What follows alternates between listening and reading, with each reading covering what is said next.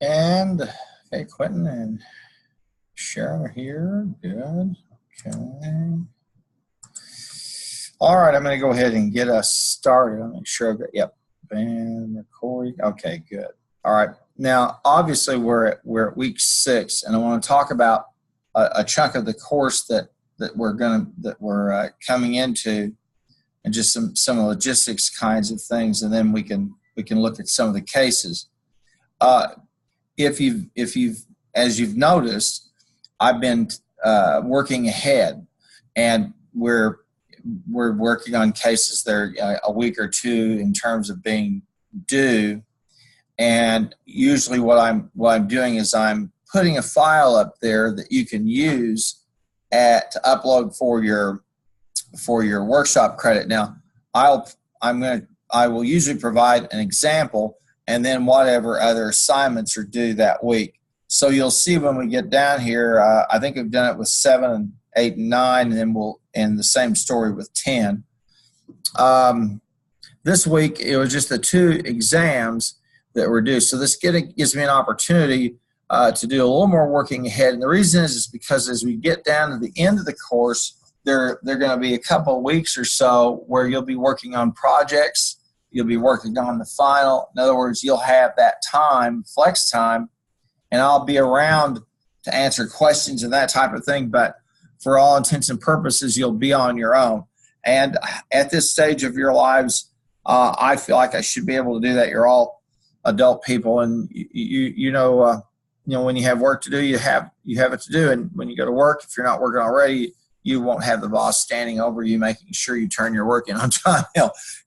If you don't get your work done, you'll lose the customer and probably be in trouble. And I don't think I'm telling you anything you don't know already.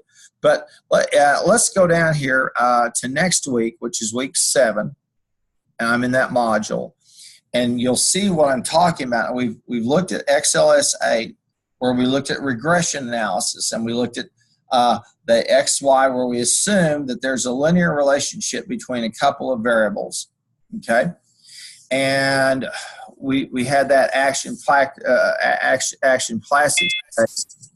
And I want to just go ahead and open it up real quickly, and it'll render for me. I'm not going to download it.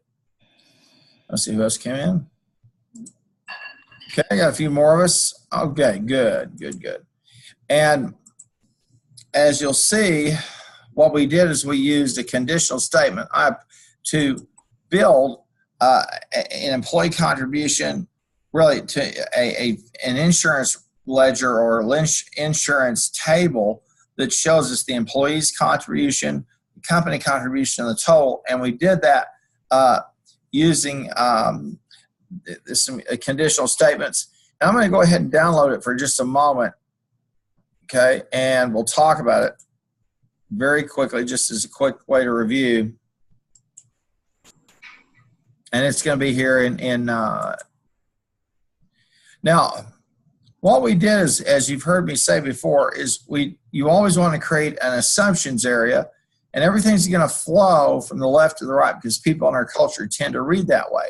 And so you have this billing reconciliation system, which is a fancy way of saying how we figure out how much the employee pays, how much the employer pays, and what's the total bill. Now, the employer's share is always fixed. That's a fixed amount that the employer is going to pay the same amount, which is $240. That's the company contribution. And so and then the thing that changes the total premium amount is the number of dependents, and we looked at that. Now we come over here and here we're using the employee contribution, and we're using a nested if statement. And I want to show you one more time. Let me take this down just a hair. There we go. And I want to talk about it. If you look in the toolbar on that, you're going to see equal if C8 equals 0. Now C8 is the number of dependents. If it's 0, then the machine is told, okay, well then put in contribution 0, okay, for the employee. And you'll see, if you notice, you'll get a visual cue from Excel, you would from any good spreadsheet. All right, here we are. Now, The comma between the 0 and the if means just tell the computer keep going if you haven't satisfied the condition. So the second condition is if C8 equals 1, then we do the employee contribution 1. Okay, and if that condition hasn't been met, then we come to the third one, and that is if C8 is greater than or equal to 2, then we put the contribution of 2 or more. Okay, and I hope everybody sees that. And it's just we're just using that conditional statement as and we're nesting it so we can easily then just drag and drop it. So I'll click here, and then of course as I go down, you're going to see the cell referencing change. Okay, C9, C10 on down. So that was pretty much what we did as far as that as plastics. And this is again just they're in the textbook, that passage we're talking about using employee using a conditional statement. So this is an example that I had there for you. Okay, and we'll go back up here for a sec. And then of course we had the actual file we were to be working on. All right, and that's the one with the if statement with the key. Okay, and you notice I had that identified as the key. I want to take a look at it just briefly so we can kind of process it just a little more. Now I'm going to download it, and then I'm going to open it up.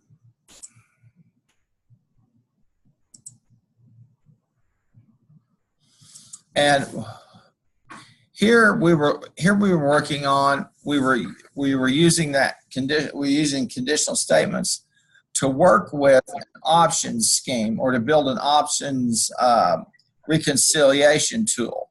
And up here in the blue were the inputs, the assumptions area. Then down here in the green are the inputs and the computation and value. And so what we were seeing here, this is dealing with inputs, is that we buy the right, okay, to buy a floor on the stock. So we have 60 puts, okay, we've got 60 shares of this stock that right now is priced at $55, okay, and we use what we call a European option. And that option allows me to pay somebody, okay, and in this case it's 60 of these, $5 a piece. So I pay $300 worth of insurance in the event that the stock price will go below 45. Okay? Now, if the stock price goes above 45, if it goes above 55, if it goes above, I didn't need the insurance, so we calculate down there, and then we get the insurance value because the hedging was of no consequence. In other words, the put had no value. All right, and so that's basically what we were looking at. There's some text narrative, and again, we use the if statements to figure out the hedging, what the percentage return was hedged versus unhedged, and then the insurance value, which is the $300. And I covered this, I believe, either Thursday night or in part 2. I think I covered this last week. But again, we're just using some if statements to check for some conditions, and given a certain condition, we go from there. So that's all that was really about. Again, a put is basically insurance, all right, and it has value if, for example, things go south. Now, let me show you for just real quickly. All right, we spent 60 times 5, which gave us $300. That's the insurance. Okay, we have 100 shares at the current price were $55. So we have $55 paid up in shares. We paid another $300 in insurance. We bought the right to sell the stock at $45. Okay, so if the stock goes below 45, for in this instance, if it goes to 20, right, I'm going to be able to take the stock and dealing with and have a settlement with the person, or pardon me, with the financial intermediary that set up the put, okay, and they're going to buy and they're going to sell me the stock. They're at 45 and let me turn around and buy it at 20. So I'm going to pocket $2,500. Okay, you follow how that's happening? That's really all that's going on with that case. This is not a finance course. It's about business problem analysis. But this case is it's very much like insurance. And when you for example, we have the number of shares. We have the exercise price. The exercise price is where at $45 things start. And if it goes below 45, let's say it goes to $40. At 45, I sell it back to you at the settlement date for $45, and I go on the market and I buy shares at 40. I make $5 a share. So it's insurance, right? Now you can buy insurance if you want to put a ceiling on a stock. So if it hits at a certain price, you can sell it at a lower value. For example, and now there are a few there are a few intermediaries who will do that. Okay, but on a 6-month notice, if you think a stock will be really volatile, then you pay for the puts, and let's say your exercise price is 75. So if the shares are, if you sell the shares at, if they go to 75, then you have the right to sell your shares at $75. Okay. Now the insurance really wasn't necessary, but in that case, you probably were using a futures contract where you were assuming that the stock would indeed go up, and you purchased the right to get it, have the stock at 55, but sell it at 75, make the 20 difference. Okay, this isn't a case on options, of course, on options and derivatives, but the whole point is we use these conditional statements to help us look at, to check what we'll get if we have certain things occur. So we'll close that off, all right? And we'll go back here for just a second. All right, and that was the chart. And then we had case XLS9, okay, which is, again, I had the example for you there. And I want to show you the example. And in this case, this is the one where we can utilize the regression analysis. And as we see, and I talked about this last week, when I use the regression analysis tool in Excel, it allows me to do two things. I'm going to zoom this up just a minute, hopefully so you can see it better. It allows me to do two things. It gives me some output. It's based on the formula for a line, okay? And you'll see here the coefficients for the intercept, and then the coefficient for the production volume. Now, what we're assuming and what we've seen is there's some relationship between production volume, okay, and the percentage of defectives. And when we use the regression tool, this line becomes what we call a line of best fit, and we look to see how closely those values cluster together, or are they dispersed and diffuse around that line. And we have the Y, and we have the R squared. The R squared is a valuable statistic, and you can see it here. And the R squared is about 95%. What this says is that this comparison, between production value, okay, and percent defective accounts for 95% of all the variation that we see over here in this chart. That means we're really close. So there is a connection. And it would make sense. The more junk I put in the door, the more junk I take in and put in my product, the more junk that goes out the door.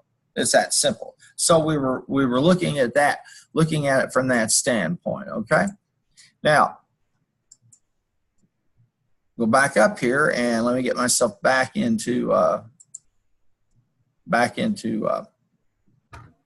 Canvas, because I'll kick myself out. That was smart. And real quickly here. All right. Oh, they're going to make me log in again.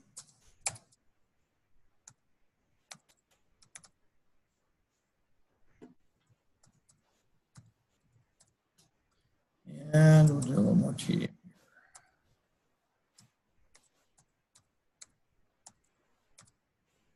There we go.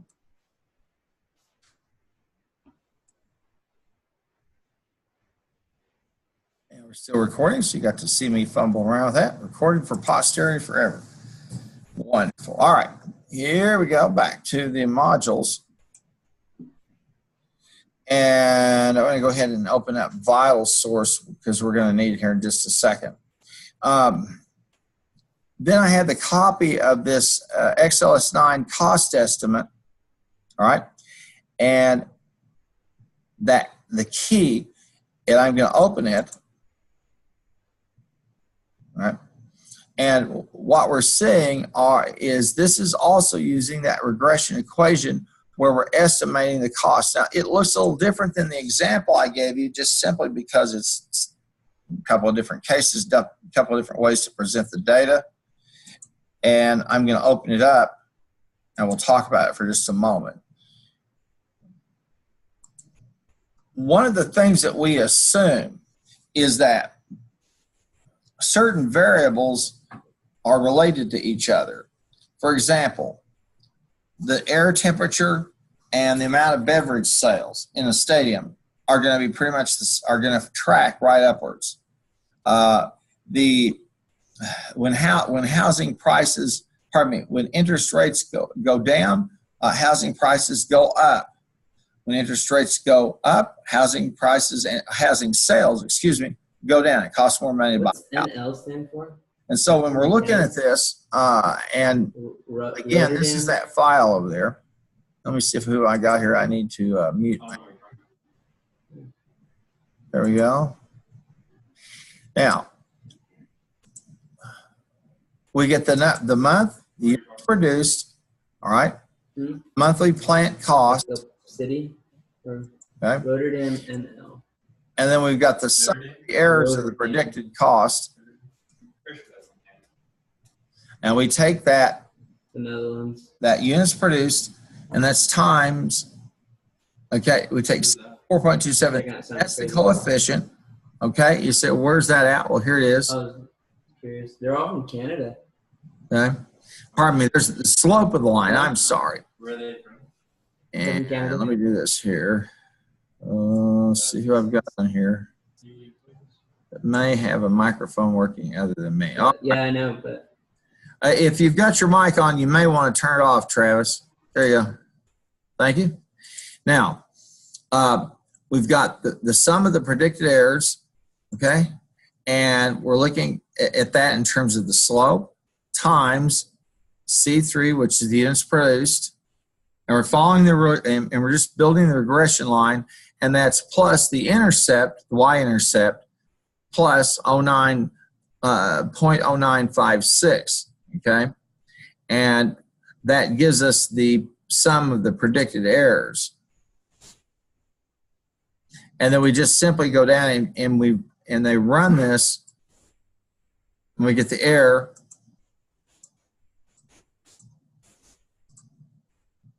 And we're just looking at, we're taking a little bit different tack by including the slope into the equation and the standard error.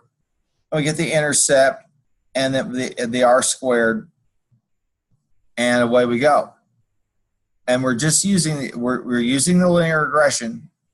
And notice something down here in these two charts. When you encounter a chart in Excel, there's a way to reverse engineer it. In other words, a way to understand it. Let me show you. I'm gonna click on right click and I'm gonna click right click the chart. Okay, and I'm going to click change chart type. Why? Well, I want to see what type of chart this is, and it's a scatter chart. Okay, so we're good to go there, and that tells me, all right, I'm working with a scatter type, the scatter chart. Okay, and I'll close that off. All right, and close it off again. Now, I'm going to come over here and on the y-axis, and I'm going to click on the right click on the y-axis. This is how I can kind of take a chart and see how it was put together. In other words, I'm kind of reverse engineering it. And I'm going to click select data. And then we'll get the select data source dialog box. Now what it's going to show you here is the chart data range, and it gives you the range, and that's going to be sheet 1, which we're in, and the range is C2, okay, down to D16, right? And that's the chart range there. Now, the legend series entries, that is the series. Typically, we want to put the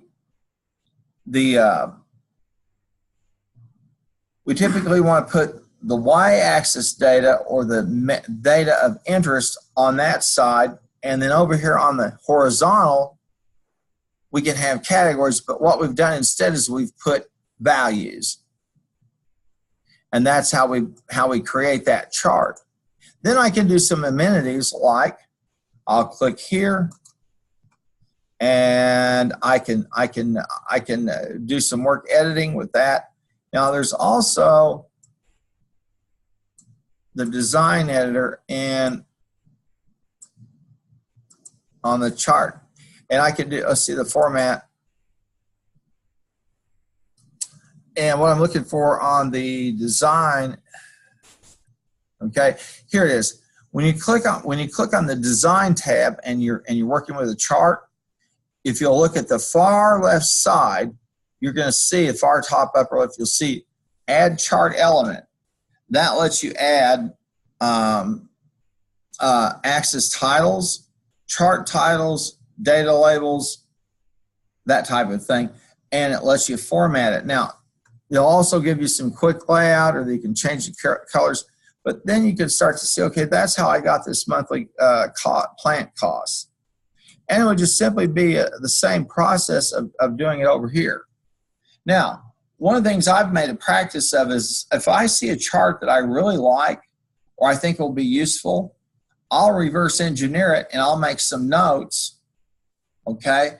And I'll take the same data set and see if I can replicate what I've got. So that's really, that's really about all there is to it in terms of just doing the reverse engineering. Now, otherwise, I take it and I do insert a chart, then choose the type of chart, then I build the the y-axis, then the x-axis, and once I've got that on a linear, I'll do the linear trend, and I'll ask it to show me, okay, the y, okay, and the r squared. And here again is the monthly plant cost. Now down here, this chart right here at this third one down here is nice, but it's pretty bare bones. So I'm going to right click it, okay? And I'm going to click on change this chart type, okay? And it's there. And it's an XY scattergram, and I'm okay with that. Okay, so I'm good to go. And then I'm going to click here, and I'm going to click Select Data. Right. And I'm going to make sure that I've got all this ready to go. And now I want to click in here, and I want to add a trend line. All right. So what I'm going to need to do for that is to put Design. Okay. And I'm going to click for the chart element. Pardon me. Yeah, I want the chart element, legend, trending. No. All right. There. I'm so sorry. Pardon me. I want to add the trend line. To add the trend line, I click on one of the data points. I apologize. And then I click Add Trend Line. Now I'm going to get the format the trend line, and I have some choices I can make. Now, I want to take a minute or two and talk about this. If I think that the data are exponential, and they'll show you a nice little chart here, then that's what you choose. If you think the data fit a logarithm, or you want to use logarithm, or you're using log data, that's fine. Polynomial, you can see that. The polynomial is also known as the S curve. If it's a power distribution where it's increasing upwards, or I have a moving average. In this case, I just choose the linear in the dialog box. I come down and I put a forecast, and I can forecast as many periods as I want, but I'm not going to. I'm just going to leave it at 0 forward, 0 backwards. And then I can click Set the Intercept. I can click Display the equation on the chart, display the R squared, and I'm good to go. Okay? Now, the data points are nice, but they can start to clutter the screen. So you want to be careful about that. But again, I can see that the data, these data points, they cluster around the line of best fit. That's this line we just created, the regression line. Okay? Think of it like the mean, and you're just saying, okay, how far removed is this from the mean? And that's why we compute standard deviation. Okay? It's a measure of central tendency. And here we see, now you'll note something, the R squared on this is 0.35, basically 36%. So the comparison of these two items, okay, on the monthly plant cost versus this defective problem, or whatever the cost we have, is low on a comparative basis. Okay? Now I'm going to stop for a second. Anybody have a question I could try to help you with?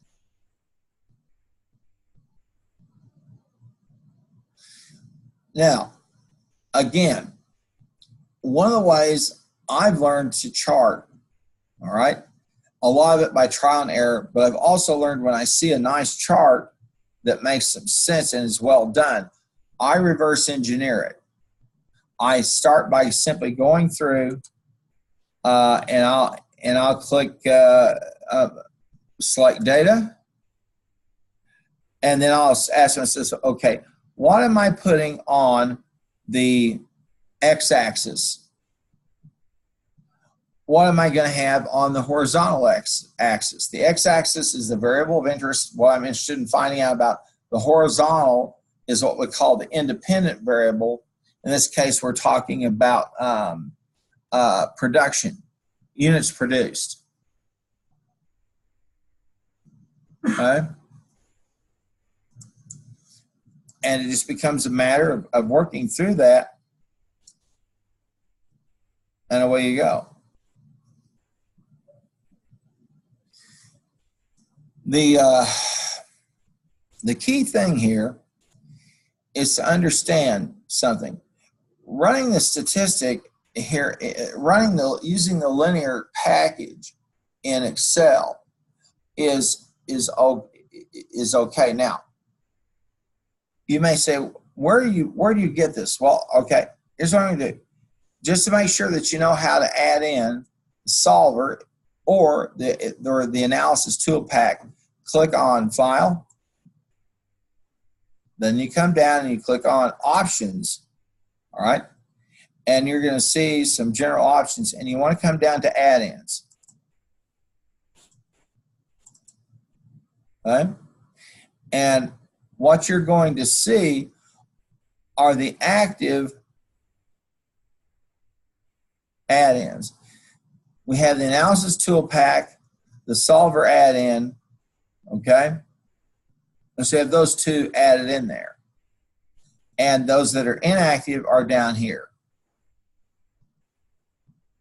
And the analysis tool pack, we click OK, and the analysis tool pack has a whole set of statistics that we can use. I'll click on data for a second, and I'll go all the way over here to analyze, and you'll see the data analysis tool pack, and we'll open it up. And these are pretty common statistical tools that we use to analyze data, and things including the F's test for sample variances, histogram, moving average, regression, and each of those have their own unique usefulness in a given situation. And one of the reasons you take a basic stat course is so that you don't just learn how to compute the numbers. You won't learn but that you understand what they're telling you. You say, what do you mean? Let's take a look here and look at the monthly plant costs, okay? And then look at the estimating fixed and variable costs. Now, if I were to ask you, all right, which of these has the values that are more dispersed, it'd be kind of hard to tell because we've got some outliers here. This is definitely an outlier, and it's showing up over here. All right, and the monthly plant cost is going to be it's going to be fixed costs plus variable costs. Okay, and we're doing some estimation of them using the linear regression, excuse me. And so you'll see we've got units produced and the monthly costs. And so we'd say, okay, they look pretty similar. Then we come down here to the monthly plant costs. We've got that. And that's pretty much what we did there. Again, if you took geometry in high school, you remember the equation for a line, and we just create that line of best fit. In fact, that's all that we're doing here. And we're creating it as a benchmark or standard by which we compute and look at the error between what ideally we should have if the data are distributed normally and what we actually have. And so we're always testing for that.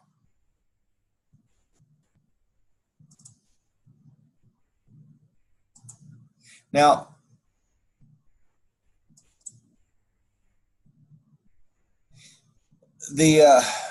there is in the textbook verbiage that handles that, okay? And this is the cost estimate. So you've got 7, 8, and 9 where you can upload them, all right? And we did 7 last week. We did the EOQ. And then over here, what's coming up next, in this case, we're using the if statements. And then we came down to example 9 and this cost estimate where we use linear regression to see if our cost estimates made any sense or not. Okay? So we proceeded through it pretty well. Let's scroll on down. Okay, you say, whoa, you're getting way ahead of me. We're moving through, and like I said before, we're doing some front loading so that when we get near the end of the course, you're ready to focus on one of the major projects and the exams. Okay, now let's take a look at this. But just for a moment, I just want to make sure that I alert you to these resources. All of these links over here for easy regression, the return on investment on analytics, business intelligence, these are additional materials that I've curated for you to say, okay, here's something that's beyond the textbook, something that's beyond what we did in class, and that will show you some of the additional importance or benefit to be derived from this technique. Now, I can tell you that the Easy Excel site is a fantastic site. I use it all the time. And so when you're taking other classes, let's say, for example, you're taking a finance class. I understand that some faculty may not want you to do anything except paper and pencil. I get that. But you're not doing yourself any favors if you're not aware of the fact that Excel, for example, has just about every function you could possibly want, as well as an explanation. And that Microsoft Office says, and so does, of course, Easy Excel, which is an excellent resource. The nice thing about them is they have a dialog box that will explain to you what the input's about and do it in a way and show you an example that's useful for you. Okay, now, again, and I want to show you this one thing, this one little resource here for just a sec, okay?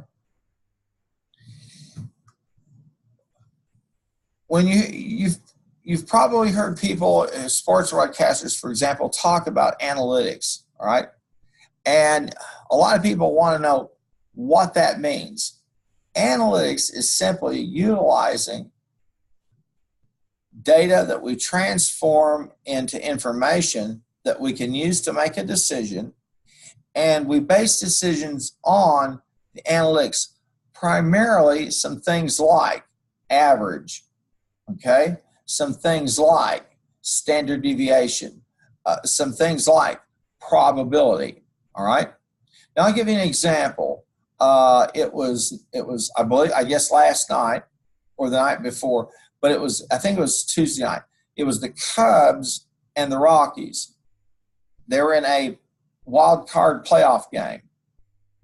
And the Cubs sent a guy up to bat whose average in those situations was exceptionally low. He only hit about 151. But the manager of the Cubs had a gut feeling.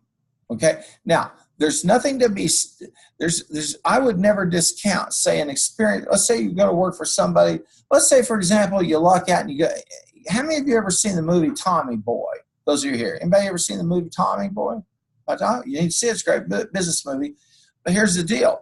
You might go to work for someone who deals entirely off their gut and saying, well, I kind of know the business and I kind of understand what to do. Okay.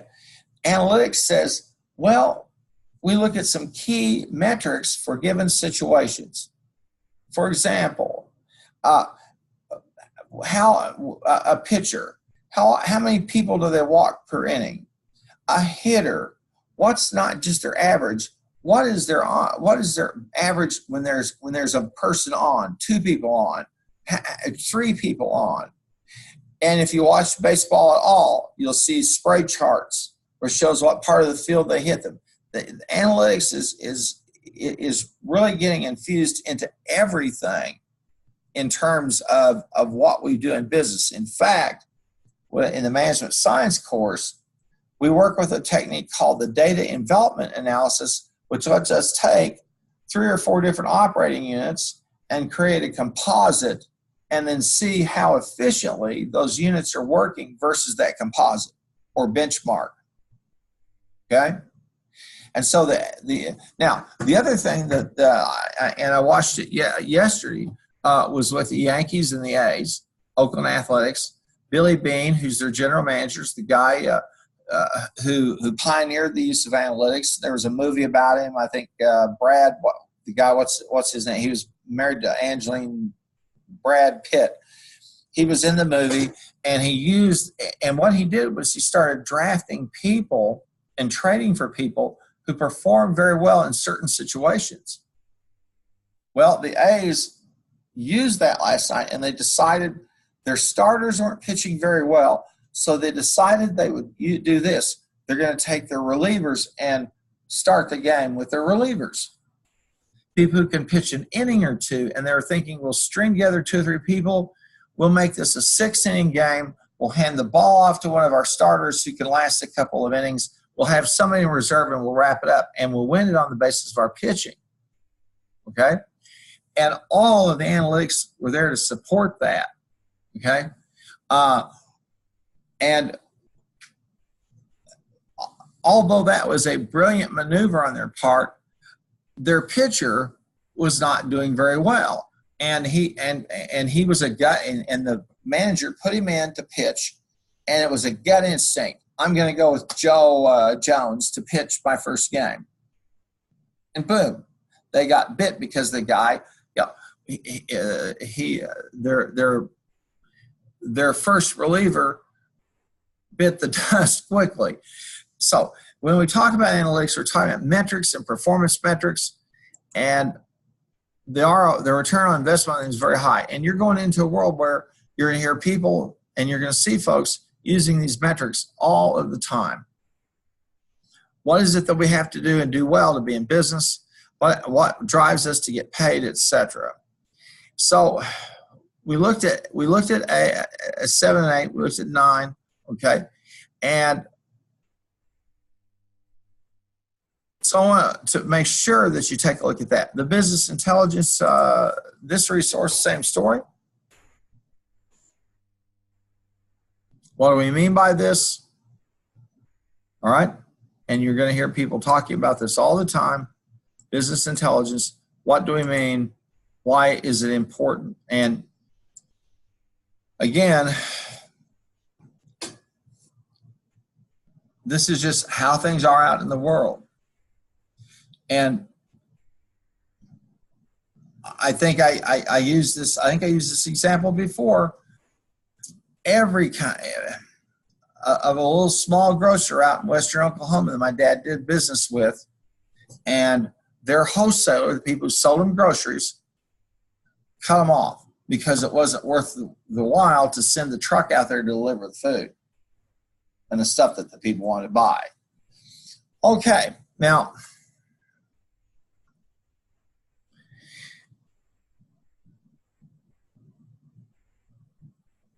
and what this will tell you, these companies that use analytics and use them well are companies that tend to be very profitable, and or they also tend to trade high, and they have a high stock value.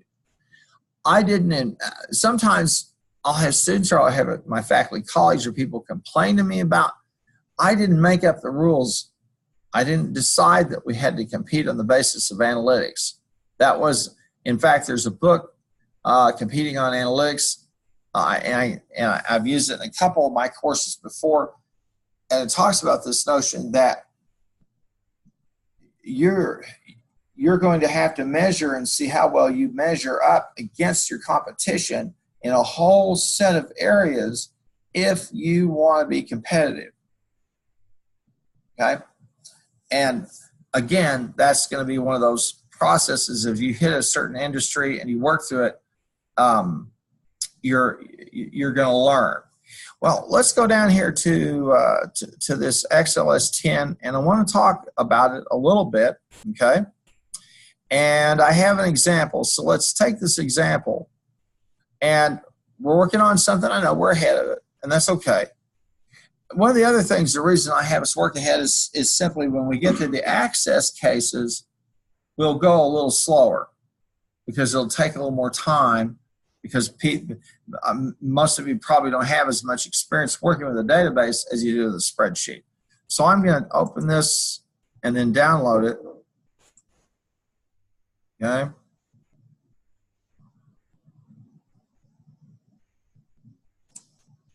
I'll open it up. And this is a cleaners. All right.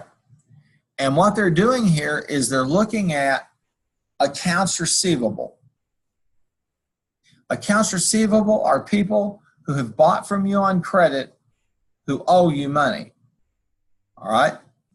Businesses often will transact business like that. Somebody, let's say I sell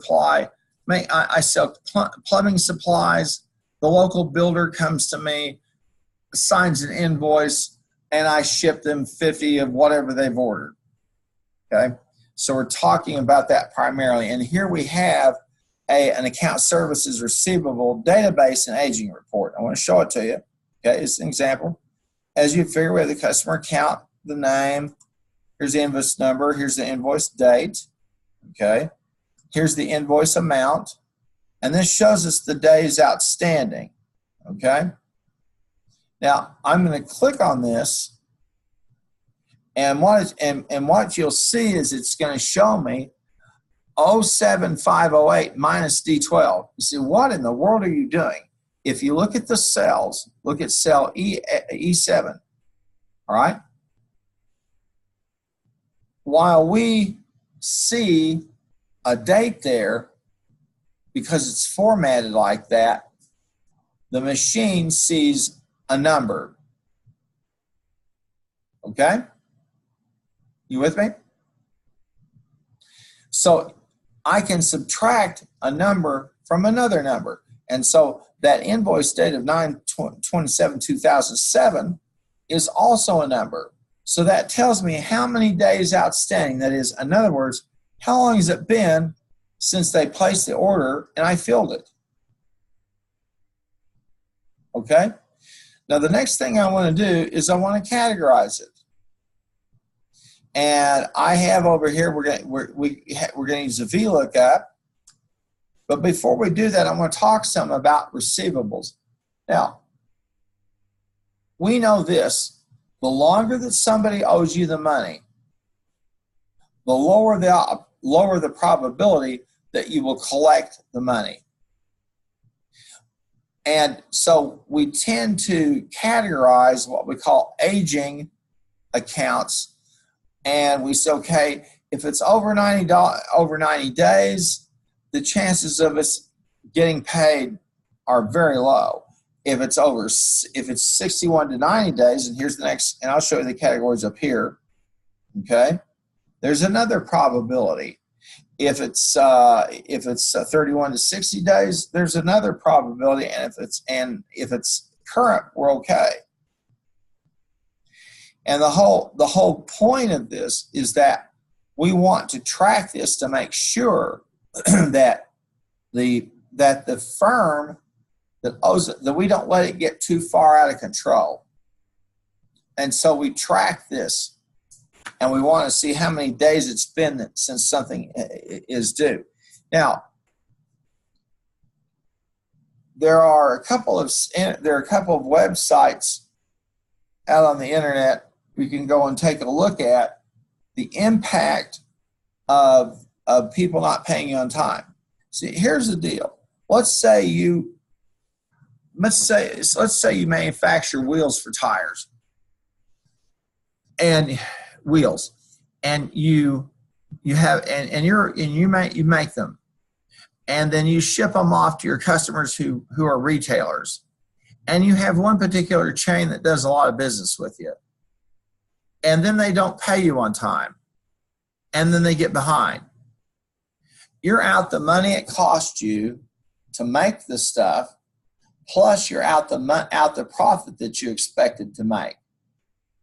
And so it's almost like you're climbing uphill. And I don't know if I included the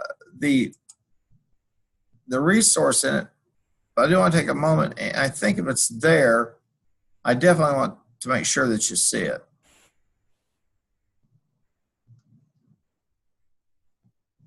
And there's 10. I must not have included it, but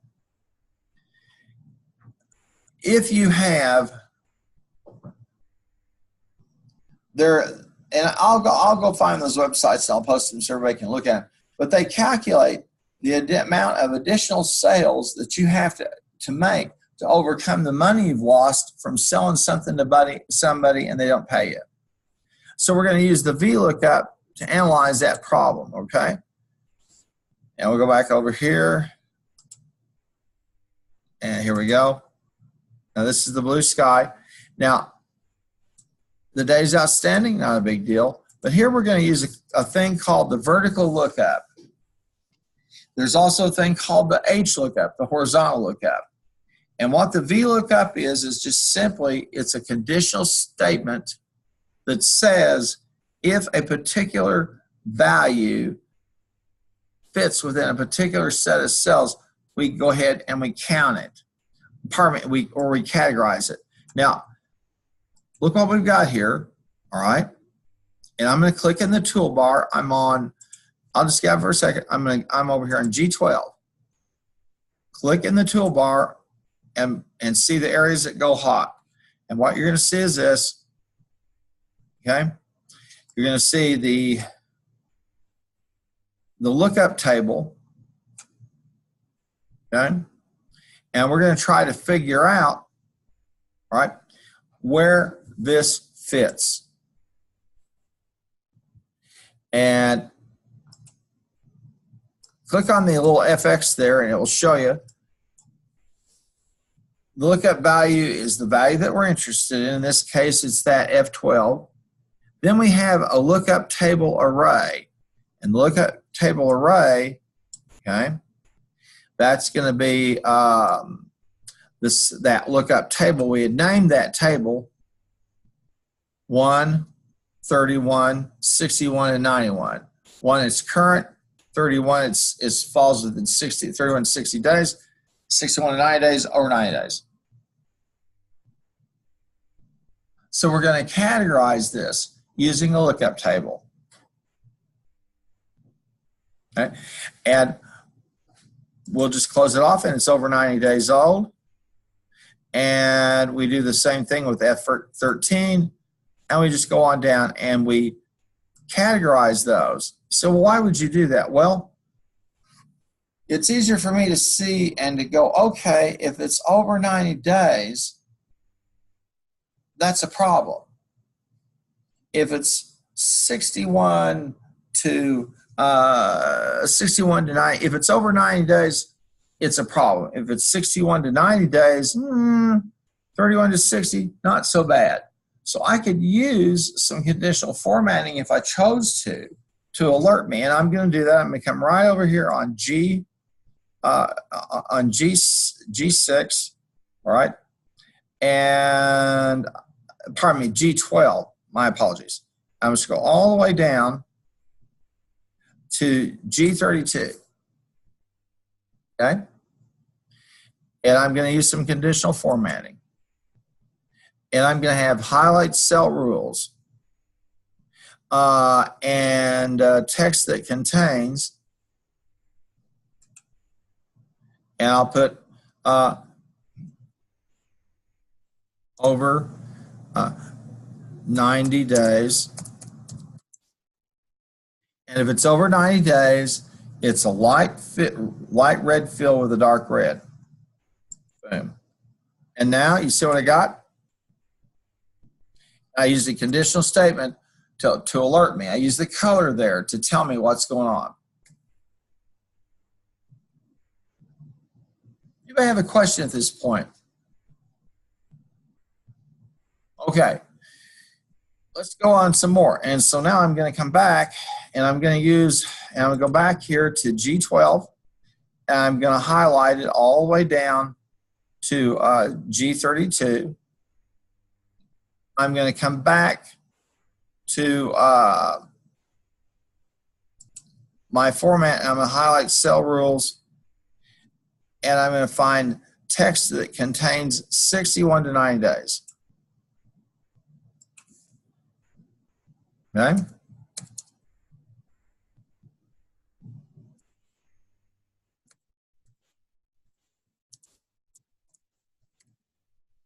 And this time, instead of the red, I'm going to make it a yellow fill, meaning caution. Okay? Now, this isn't very impressive, but if you had 1,000 of these accounts or 5,000 of these accounts, you want the VLOOKUP as a tool to organize them for you or to categorize them, and you want to use a conditional formatting so that it meets your eye. The red is bad, bad. The 61 to 90 days, not a whole lot better. And then we'll go back here and we'll use something for 31 over 60 days. And so we'll go back here and do the conditional formatting. And I'm going to highlight the cell rules and text that contains 31 to 60 days.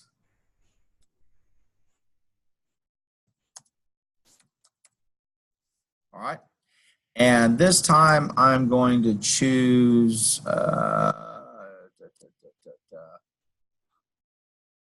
I'm just going to put oh,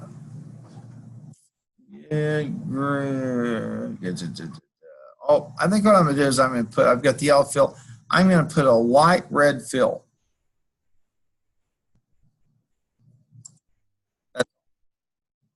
Click OK. And then finally, if they're current, I'm going to start back up here at G12. I'm going to come all the way down to G32. And this time, I'm going to use the conditional format. I'm going to highlight the cell rules, text that contains current. That I'm going to make green fill with green text.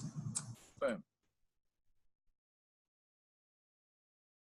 Now, I've given myself a visual cue.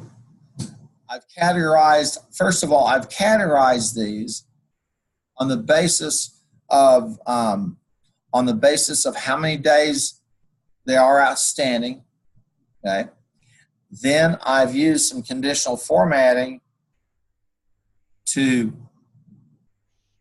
give me a visual cue in terms of what's going on with that account. Now, and you can see it, finally I end up with. Now, here at the very bottom on cell E34 is the total amount due.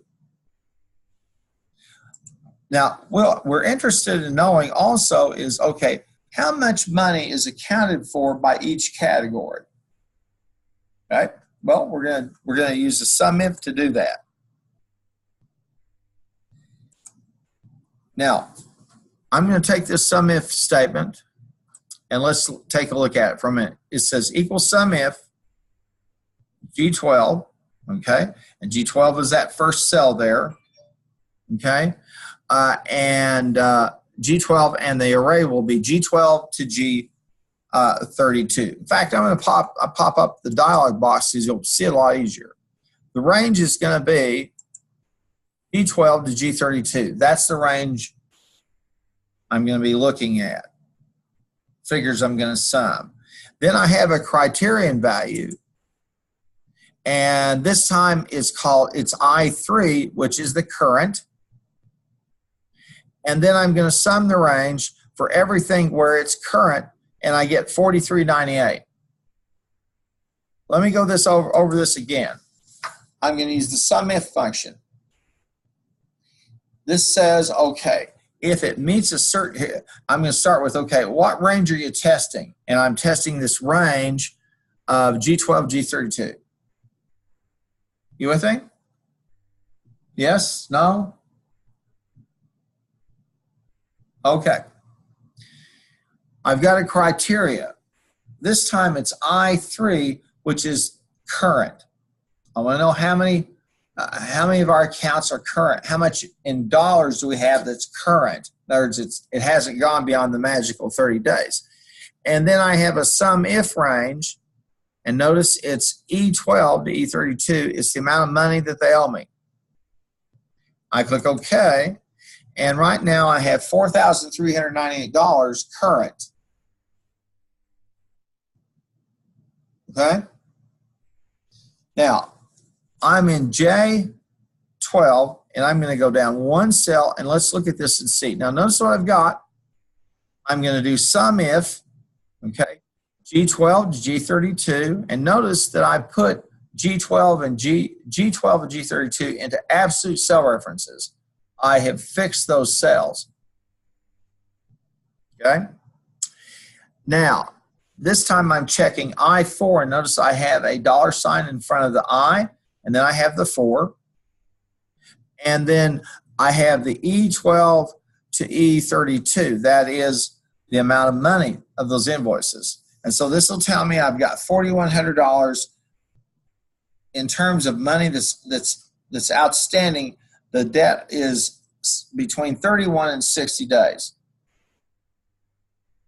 Okay? Now, I may have historical accuracy data that tells me roughly how I've done in collecting debt, right? The next one is 61 to 90 days. And you'll notice in this case, everything is the same except for that the cell I5, and we put the $ in front of I, and this time we're on row 5. And we have 61 to 90 debt that's 61 to 90 days old. It's $1,800. Okay.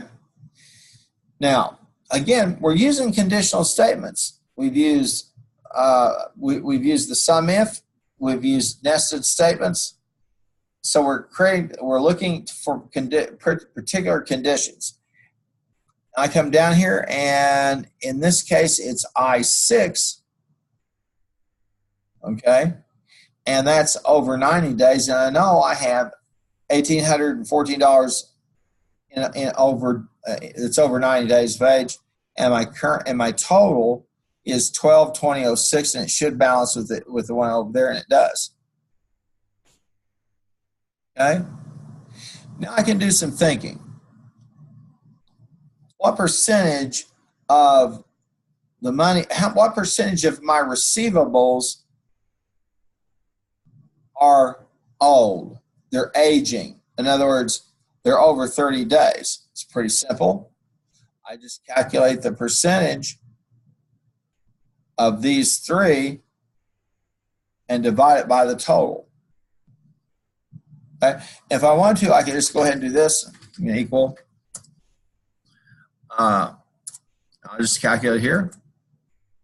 And I'll put J12 and put J in a $ in front of the J.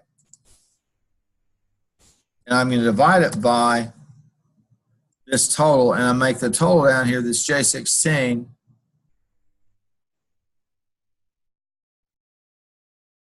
an absolute figure. Boom. And I'm going to roll this on down here.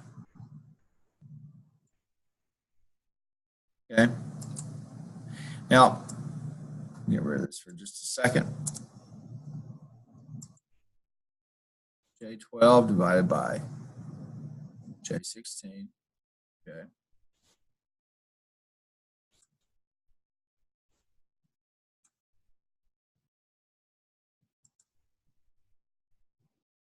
It's not going to play nice. All right. Oh, I know what it did.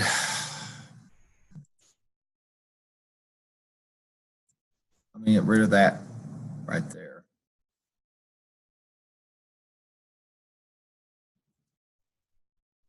In fact, I'm just going to get myself out of this for just a second. Let's get this right.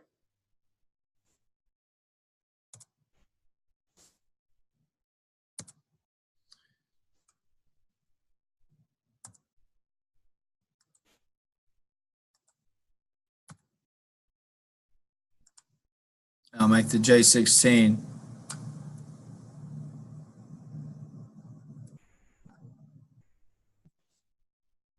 right, and hopefully I can drag and drop and get this. And we've got J13.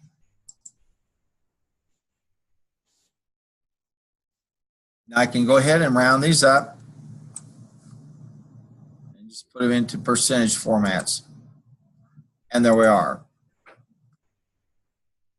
Now, my question to all of you would be, seeing what I'm looking at, okay, do I have a problem with my receivables or not? Anybody want to venture a guess? Anybody? All of you out there in screencast land, anybody here?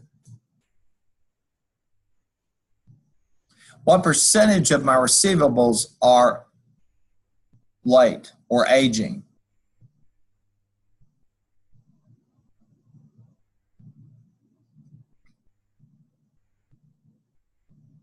What would be the total percent of those receivables that are more than 30 days old, based on what I've got there in the data? Somebody tell me?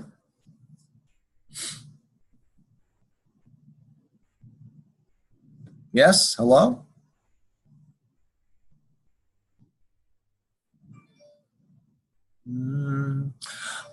I can stay here along with you.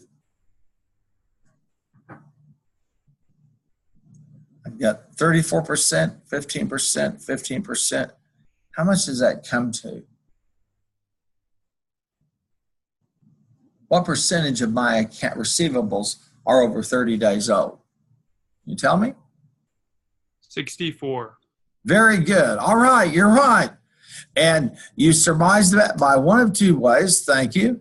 By taking 34 plus 15 and 15, which is 64, or you could have taken 100 minus 36% and give you 64. 64%. So 2/3 of my receivables are in trouble. In other words, they're aged, they're overdue. I have a collection problem. Okay? Because what that means is 64% of my profits are tied up with these people. And gross profits, which I was going to use to pay my vendors and make a profit. Now I'm in a trouble. Now I'm going to diminish this down for just a minute. And I thought that when I put this together, I had provided you, and maybe it's up here in this announcements area, and it may be. Let me take a look here for just a second.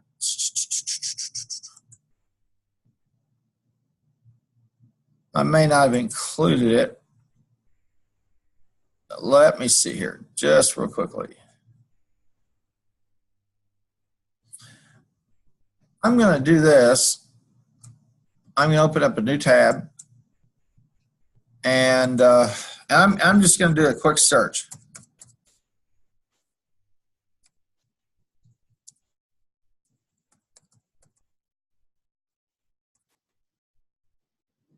And the true cost of accounts receivable, here's something that will be interesting for you to see, okay? They give us some findings and a way to calculate the cost, okay? And all of these, and we have all of these variables that we have to put in to calculate that true cost. Now,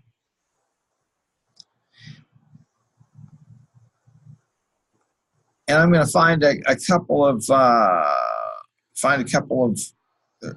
there are some collection people out here, and they have what they call an aging accounts report. And okay, here it is. The cost of carrying receivables. Here's the formula. And I'm just doing a quick look at this. Okay. And so we're looking at a percentage of our profit. Okay. And here's a nice formula. This is the kind of thing I want to show you.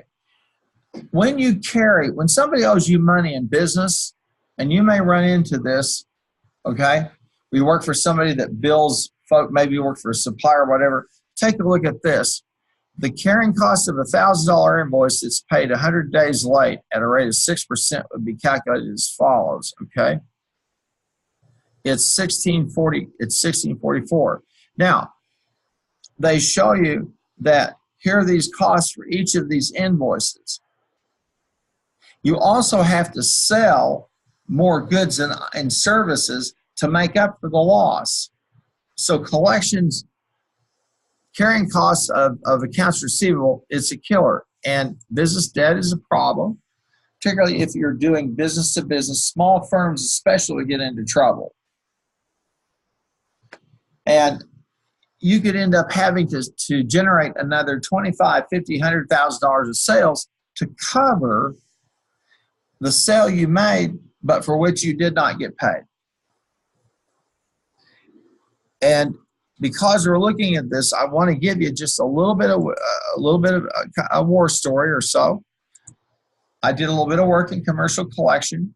I worked both sides of the aisle. The first time I worked with it, I worked for a man who Henry Block, and Henry is a believer. I believe I'm not sure if Henry is passed or not. There's a company out on the web, you can find them, called American Finasco, Finasco, and they are commercial debt negotiators. They'll identify a company that's in trouble, and they go into that company and say, look, we'll help you work this out. We have attorneys. You can talk to your creditor attorneys. We'll work out a plan for you to get out from under this. Okay. Now, I was working for a school in St. Louis at the time, so I had the St. Louis, Kansas City area, and I would identify people by going into the court records and seeing if they'd been sued, or the government or somebody had a judgment against them, or they had a tax levy.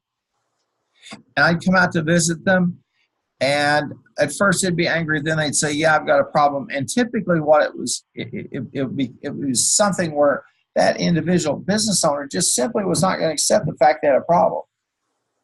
But when people are suing you right and left for non-payment, you're in trouble. So what they did at American Finasco is I would go in, I'd work with that business owner, get all their paperwork together.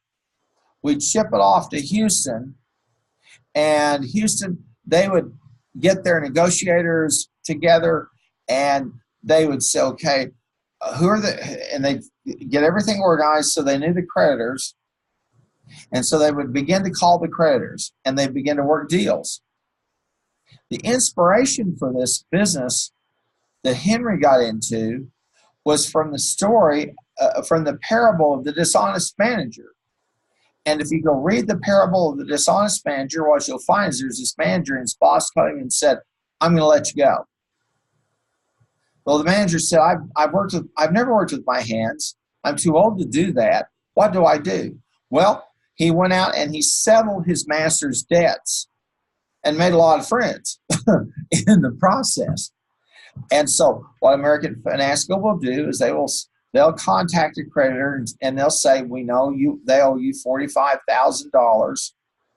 Would you take a lump sum payment, or can we work out a payment plan? You say, well, how did American Finasco get paid? They get paid by the debtor, and they get a fee. And I can tell you, Henry is a wonderful Christian, great spiritual man. And how it happened, it really was miraculous. He was at his wit's end. He had a company, it was failing. And one Sunday night, he and his wife sat down, and she said, Henry, what does the scripture say about this? And he said, I don't know. I'm going to open the Bible and see. And he opened the Bible up, and there was the parable of the dishonest manager. And he said, I'll go and negotiate my debts with these people. And he did, and he worked out a plan to get his debts paid, and the rest is history. The American Finasco has been around, 20, 25 years, maybe 30, and they do a tremendous service. Hopefully, you've never lived through, you or maybe a parent or a caregiver or someone who had a bill problem, where people were calling and sending nasty mail wanting to get paid because you're behind, you weren't making payments. I hope you never went through a foreclosure of a home or having a car taken out of the driveway. But Henry was inspired to say, okay, I'm going to go in and I'm going to take this situation and build some reconciliation between the debtor and creditor. And one of the things you're going to learn when you go out to work, especially if you work for a smaller company, is that personal relationships between companies are often very, very strong. And so if I'm one of your suppliers and I send you stuff, you order from me, and you don't pay me, it's personal. Now, I work the other side of the aisle with a company up in Chicago called American Financial Management. AFM has a very, very successful approach. Here's what they do. If I'm a business owner and people owe me money, I take the stuff and I send it off to AFM. American Financial Management has, I also did some work with them on their Experian credit services. AFM has an attorney who writes the debtor and says, we want the money.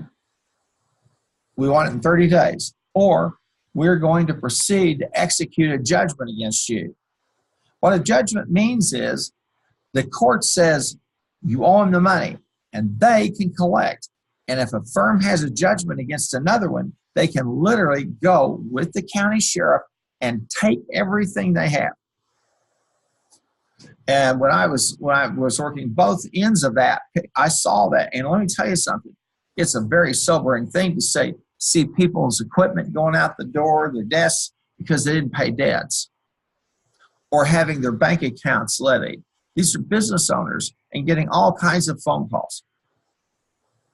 All right? Today, I see things on ads on, I've seen some ads for people who tell students, if you owe a bunch of money, call us and we'll work out your deal for you. And you also will see people on TV who say, we'll work out your tax. If you owe a bunch of money in taxes, we'll work it out for you. But American Finasco was started as a Christian company and stays one because it reconciles the debtor and the creditor. And it does that by making communication, making promises be kept, etc. And for the time that I worked for them, for years afterwards, I would get Christmas cards and birthday cards from people who said, you folks saved our business because you helped us get a reconciliation with our creditor. You helped us. All I can tell you is this, is I went into many places. And I know this isn't strictly with what we're learning in the course, but it is because it's about the real world. And I'd go into a client and I would open up a closet and I'd find stacks of bills that hadn't been paid. I'd go through the drawers. There'd be people threatening to sue them, and there'd be a tax levy. Most of the time when I dealt with owners, they would not admit they had a problem. So the lesson for them was to learn that. Now, it applies also in your personal life. I would be doing you a terrible disservice if I didn't give you a simple commercial, and it's this. If you have not enrolled in Dr. Reeder's personal finance course, I would say you're not playing it smart. Wouldn't it be a tragedy if you learned how to handle everybody else's money except your own? Wouldn't that be a tragedy? You could handle everybody's money but your own. Some of you may have gone to Financial Peace University or places like, I don't know. But I want to show you something real quickly. I'm going to open up this Excel file. All right. And I think I'll just open up this one. And I'm going to come down here. And by the way, one of the things I can do if I want is go ahead and filter these and punch them down here, but I'm not going to do that. Let's say that I think that I could easily retire on $100,000 a year. Okay. So I'm going to put equal 100,000. Could you retire 100 grand? Oh yeah, easily. Let's say that the safest investment, because you never want to, you never do want to use the egg. When you have your nest egg, you want to live on the interest, not the principal. So let's say that the safest investment is 0.025%. I'm being generous right now. It's about 1.5%. The totally safest place you can put money. So you're living on an annuity. All right. Now this is called the formula for perpetuity. And here's how much money you're going to need.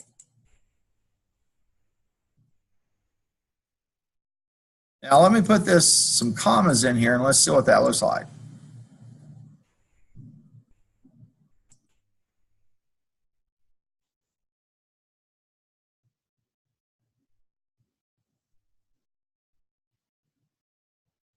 $6,666,666.67.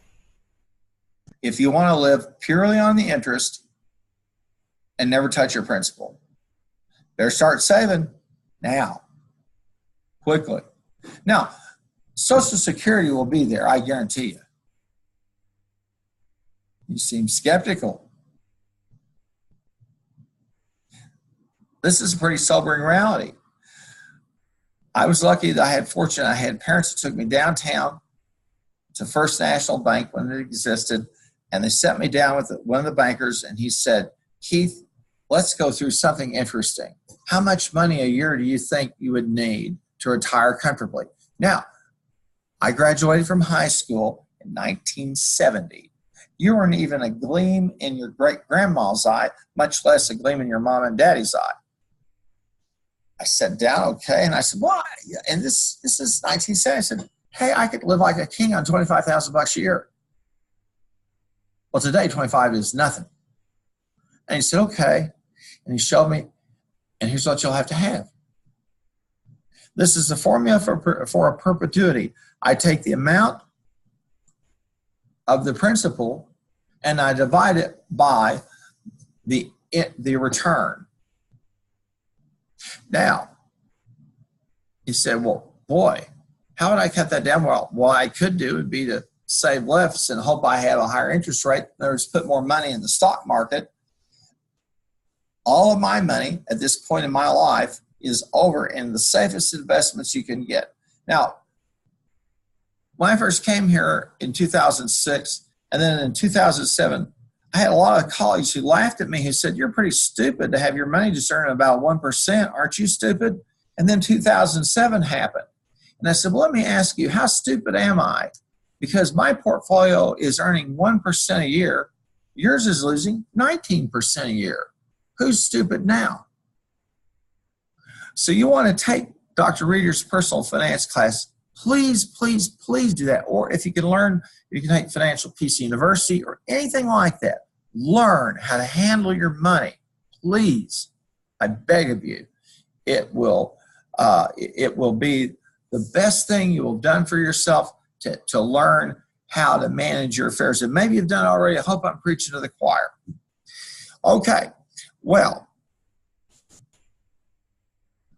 let's go back up here for a second. And in fact, I want to go back over here to this 10, okay? And I'll get rid of that, this little jewel right here. All right, and we'll scroll it up. And now we have worked with these receivables, and we had this nice little example, and I'm going to close it off. Now let's work with some of these in our text. And so we worked with that that example there. We're going down here to 10.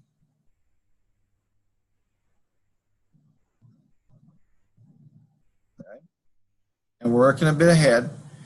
Now, here's a file called Makeup, and it's over in chapter 21. So I'm going to go in. You ought to have your books with you, your book with you. If you don't, hopefully you're using a digital book. I hope you are. That's what I do. Let me get in here.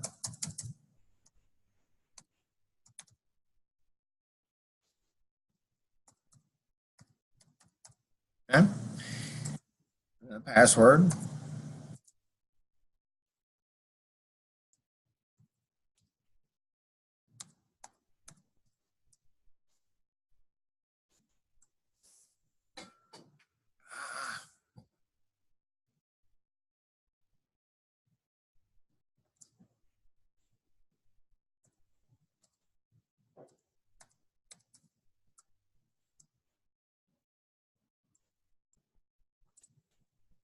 There we go. Oh, you stinker. All right. Okay. And I want to put in. There I go. Okay, I forgot. Tricked myself on the thing. All right, my apologies. There we go. Now, this very first is Makeup, and that's over in chapter 21, okay? And you want to pop over there. Have your book when we do this so you can see it as it happens in the book. We're working with the sum if, and we'll come over here and they give us some definitions about saying range, etc. I want to point out something to you, the different count functions. Count if, that is, we count if a certain condition is met. Count if S means if it meets multiple conditions. Count is just simply a count. There's count A, count blank. Those are functions, just simple count functions. And they have particular and different unique uses, and you can click on it and get a definition and see them there. Now, in this question, okay, what's the total dollar amount of merchandise sold by each person? Now, they show us, as I mentioned, a subset of the data, okay? And this is figure 21.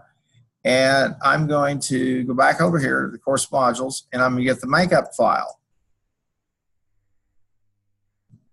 Okay? I'm going to download it. And we'll open it back up. Okay? Now, here we have, first of all, some areas, summative area, and this is, again, we're using the sum if. Take a look there at cell B5, and we have Emily, and we're going to do sum if name A5 dollars, and notice what goes hot. Emily, which is cell A5, goes hot, and that's the criterion right here. The dollars, that's the purple, those are the dollar amounts, okay? And then we have the name where we check out, and that's that blue. Let's look at the dialog box, and it'll make a lot more sense to us. This says, okay, the range is, first of all, and they've used the name manager here to make it easy. You see that? You look at the dialog box carefully, you're going to see there's the range, and they have name, okay? And then you can see the values as they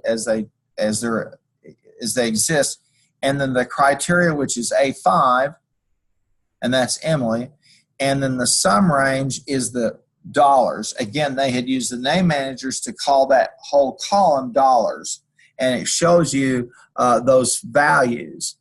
And then based on the search criteria, the sum if, we get this sum of 25,000 some odd dollars, pardon me, that she's done. We put this in here. Yeah, there we go. So this way, now, what we're doing here is we're kind of using Excel like a database. So what do you mean? Well, I have one silo or column of data over here in column H. I have another silo or column of data in L, okay? And so I'm on this very first, statement, I'm going to find out how much Emily has in sales. And so we say, okay, and I'll click on the dialog box so you can see it again. I used the range name, and they've used the name manager, and they've got it in there. And then the criteria is A5, that's Emily, okay? And then the sum range, what do we sum up is those dollars. It's called dollars, and it's all those values. Okay? And so we've looked it up, and if it meets the condition that we want, we sum it. Okay? Or if we fire a few nuclear tipped missiles into the South China Sea or threaten to, we can still sum it. Got it? Did you get the joke? South China Sea, nuclear weapons. the world's #1 basketball fan. Who is he? Kim Jong-un. I've said it before, I'll say it again. Give him an NBA franchise. That's probably what he really wants. And then we'll have world peace. All right. Now, again, we've used the function, and we'll just come down here. Notice what we'll do. We're going to do the same thing, except this time it's A6, then it's A7, it's A8, A9. And so what we're doing is we're getting how much they sold in terms of dollar volume. Now, we've got some other types of metrics below here, and you're going to see them starting at cell A6, B16 and down. And the first thing we're going to say is sum if, okay, units, and if it's less than 0, then in the units column. All right? And let's look at that. It's a little tricky, but not that terribly. Our range is units. Our criterion, and we put that in parentheses, single parenthesis. If it's less than 0, then we sum that, we add that to the sum for units. You say, so we're doing the sum if to the same column using a criterion. Yep. And we want to find out how many times that we've had units returned. So we're looking at returns. And the authors use the same technique to get the total dollars sold up to a particular date or later, different products.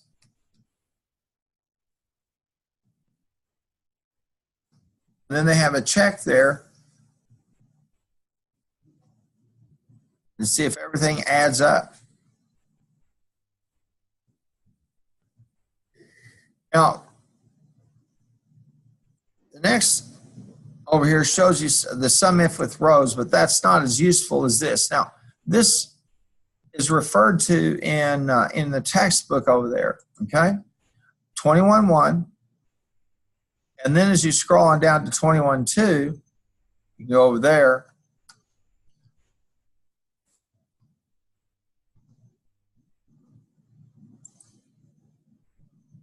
Oh, I didn't want to do that. I'll go back to chapter 1.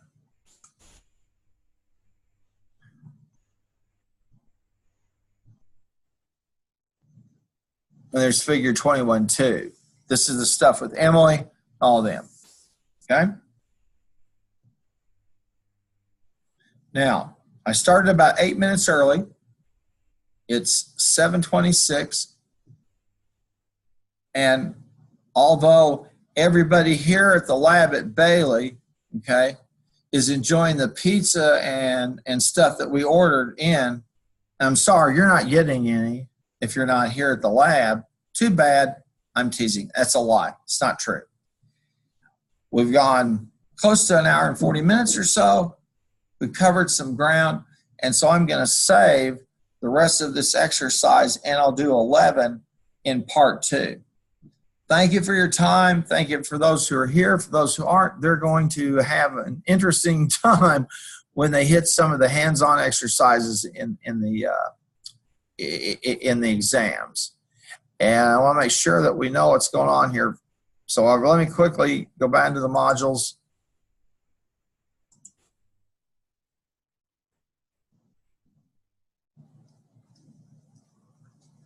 And here for this week, you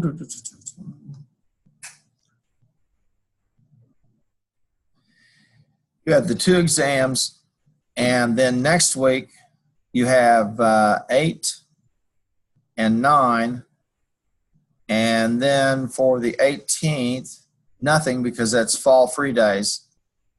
And then on the, but I do have some resources for you to take a look at. And then on the 25th, 9 and 10 are due. And I'll cover some more on chapter 10 with those examples. Okay? Thank you very much, folks. Appreciate you being here. I know it's been a long, hard week, and I'm whipped too. And I think we'll call it a night. And thank you so much for being here. Now, I want to stop before I go. Anybody have a question other than how do I drop the course? Or is it really true, the rumor that if I take you out, I'll get an award from hundreds of thousands of students of OBU? Okay. No questions? We'll call it a night.